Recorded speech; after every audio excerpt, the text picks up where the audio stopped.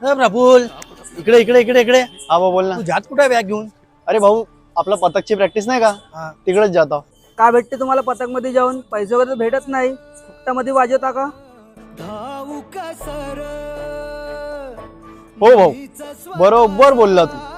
आम्हाला पथकचे पैसे नाही भेटत, पण आम्हाला अभिमान आहे की आम्ही महाराष्ट्राची संस्कृती जपत आहे. आणि तुम्हाला काय माहिती रे पथक म्हणजे काय होते?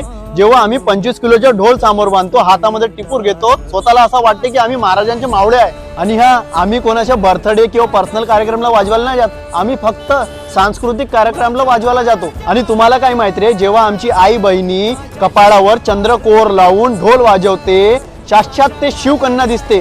कोणाच्या साहस सुद्धा नाही होत तिच्याकडे वाकडी नजर टाकायची. आणि तुम्हाला लाज वाटली पाहिजे रे, महाराष्ट्रामध्ये राहून तुम्हाला पथकचं महत्व नाही माहित. अरे हे पथक तर छत्रपती शिवाजी महाराजांच्या काळापासून चालत येत आहे, पण तुम्ही हे नाही समजणार. तुला माहित आहे पथक मध्ये ढोल वाजवणारे, ताशे वाजवणारे, ध्वज पकडणारे सर्व आपल्या सारखा एफर्ट लावतात. आणि म्हणूनच जेव्हा पथक वाजतो ना, तेव्हा लोकांच्या अंगावर काटे येते आणि अभिमान वाटते आपल्या महाराष्ट्राची संस्कृतीचा. आणि तुम्हाला फक्त बँजो माहित आहे, पथकचा अर्थ कधी करणार पण नाही तुम्हाला. चला येतो मी. जय महाराष्ट्र, जय शिवराय.